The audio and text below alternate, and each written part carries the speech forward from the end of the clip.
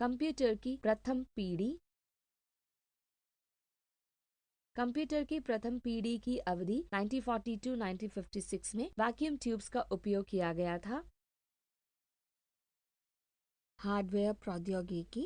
Computers की प्रथम पीढ़ी ने सीपीयू सेंट्रल प्रोसेसिंग यूनिट के लिए एक मूल अवयव के रूप में मेमोरी और सर्किटरी के लिए वैक्यूम ट्यूब्स का उपयोग करना शुरू कर दिया था। कंप्यूटर से इनपुट पंच कार्ड्स और पेपर टेप्स के द्वारा था, आउटपुट प्रिंटआउट्स के रूप में दिखाई देता था।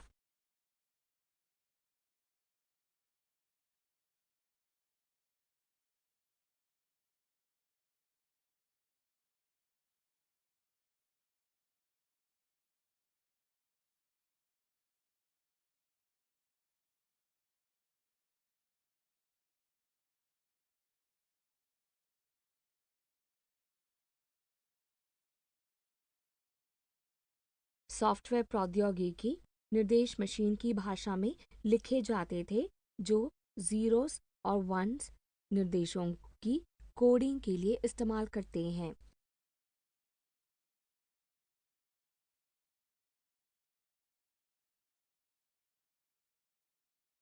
भौतिक उपस्थिति। ये कंप्यूटर्स आकार में बड़े थे और स्थापना करने के लिए एक बड़े कमरे की आवश्यकता थी।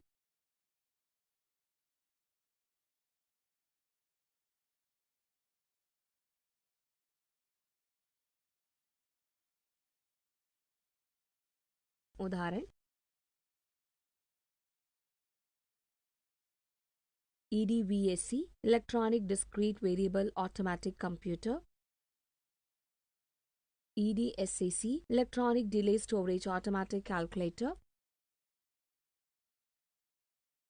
UNIVAC universal automatic computer, ENIAC electronic numerical integrator और कंप्यूटर। एप्लीकेशन। मुख्य एप्लीकेशन क्षेत्र जहां scientific communication, record keeping, payroll processing इत्यादि।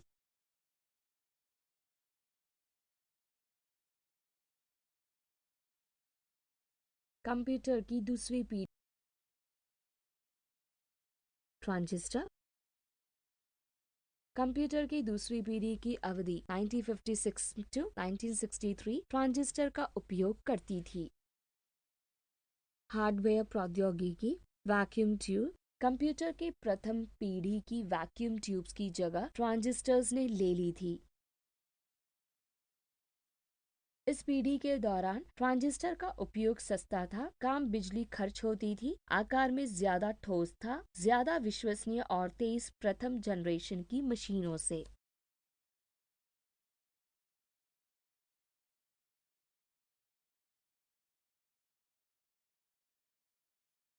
ट्रांजिस्टर्स वैक्यूम ट्यूब से अधिक बेहतर थे।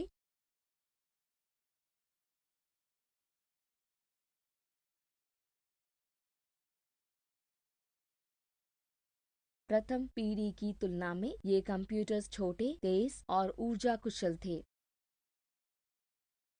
इस पीढ़ी में चुंबकीय कोर्स प्राथमिक मेमोरी के रूप में उपयोग होते थे। चुंबकीय टेप और चुंबकीय डिस्क माध्यमिक मेमोरी के रूप में उपयोग होते थे। कंप्यूटर की दूसरी पीढ़ी अभी भी पंच कार्ड्स और आउटपुट के लिए प्रिंट आउट्स पर निर्भर करते थे। वे संग्रहित प्रोग्राम के सिद्धांत को इस्तेमाल करते थे, जहां पर निर्देश कंप्यूटर की मेमोरी में संग्रहित किए जाते थे।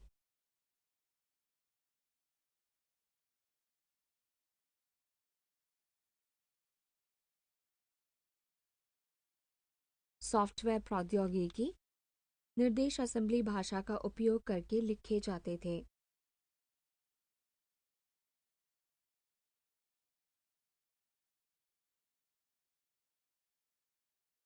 असेंबली भाषा निर्देशों की कोडिंग के लिए स्मृति विज्ञान का उपयोग करती थी, जैसे कि ऐड जोड़ने के लिए और सब घटाने के लिए। असेंबली भाषा मशीन भाषा से आसान है। उच्च स्तर प्रोग्रामिंग भाषाएं जैसे कि कोबॉल और फॉर्ट्रान इसी अवधि के दौरान विकसित हुए थे। दूसरी जनरेशन का प्रथम कंप्यूटर परमाणु ऊर्जा उद्योग के लिए विकसित किया गया था।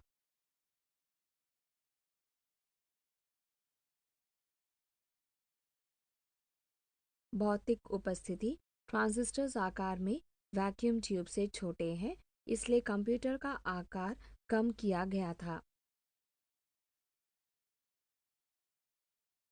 उदाहरण PDP-8, IBM 1401, CDC 1604 and IBM 7090।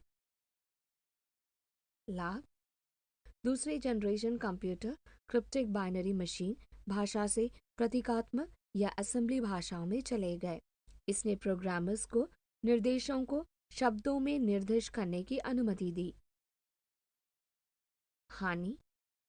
उच्च लागत विशेष प्रयोजन के कार्य करने के लिए सीमित है। कंप्यूटर की तीसरी पीढ़ी। तीसरी पीढ़ी की अवधि 1964 to 1971 में इंटीग्रेटेड सर्किट्स ICS।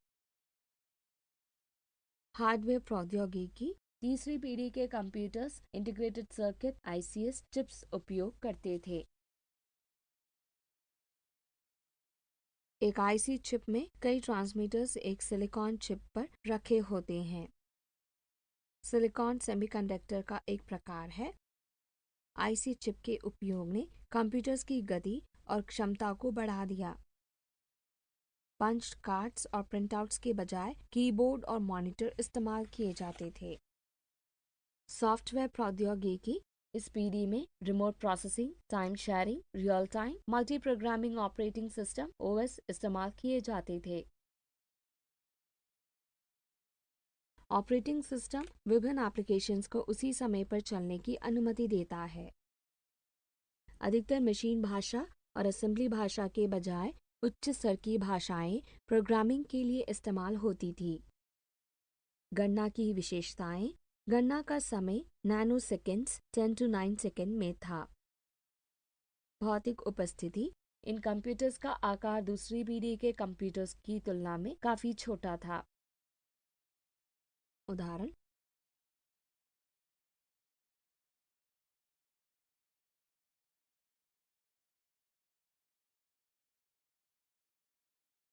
हानि। सीमित स्टोरेज क्षमता। एप्लीकेशन। कंप्यूटर वाणिज्यिक उत्पादन किए जाते थे और प्रथम और दूसरी पीढ़ी के कंप्यूटरों से छोटे और सस्ते थे। दोनों वाणिज्यिक और वैज्ञानिक अनुप्रयोगों के लिए इस्तेमाल किया जाता था। कंप्यूटर की चौथी पीढ़ी। चौथी पीढ़ी की अवधि 1971 वर्तमान थी, जो बड़े पैमाने पर इंटीग्रेशन LSI और बहुत बड़े पैमाने पर इंटीग्रेशन VLSI उपयोग करते हैं। एक माइक्रोप्रोसेसर की मदद से चौथी जनरेशन के कंप्यूटर्स बनाए गए थे। हार्डवेयर प्रौद्योगिकी। इस्तेमाल की गई तकनीक लार्ज स्केल इंटीग्रेशन LSI और बहुत बड़े पैमाने पर इंटीग्रेशन VLSI सर्किट है। हजारों ट्रांजिस्टर एक छोटे से सिलिकॉन चिप LSI प्रौद्योगिकी के प्रयोग में एकीकृत किए जाते हैं। माइक्रोप्रोसेसर एक चिप है जिसमें लाखों ट्रांजिस्टर और अवयव रखे हैं और LSI और VLSI प्रौद्योगिकी का उपयोग कर बनाया गया है। सेमीकंडक्टर मेमोरी पहले चुंबकीय कोर मेमोरी की जगह ले लेती है, परिणाम स्वरूप स्टोरेज करने में तेज हो जाता है। माध्यमिक स्टोरेज डिवाइस जैसे कि चुंबकीय डिस्क शारीरिक आकार में और क्षमता में बड़ी हो जाती है। कंप्यूटर के जुड़ने और नेटवर्किंग एक अन्य महत्वपूर्ण विकास है। कई नए ऑपरेटिंग सिस्टम जैसे कि MS DOS और MS विंडोज इस समय के दौरान विकसित हुई थी। इस जनरेशन के computers graphical user interface GUI का समर्थन करते थे। GUI एक उपयोगकर्ता के अनुकूल इंटरफेस है जो उपयोगकर्ता को मेनू और आइकॉन्स के माध्यम से कंप्यूटर के साथ इंटरैक्ट करने की अनुमति देता है। उच्च स्तरीय प्रोग्रामिंग भाषाओं को प्रोग्राम लिखने के लिए इस्तेमाल किया जाता है। भौतिक उपस्थिति, वे पिछली जनरेशन के कंप्यूटर की तुलना में छोटे होते हैं। कुछ हाथ की हथेली में भी फिट हो सकते हैं। उदाहरण, इंटेल 4004 चिप पहला माइक्रो प्रोसेसर था। 1984 में एप्पल ने मैकिन्टोश की शुरुआत की। नवीनतम प्रौद्योगिकी और उच्च कुशल कर्मचारी माइक्रो प्रोसेसरों के निर्माण के लिए आवश्यक है, इसलिए इसे बनाना मुश्किल है।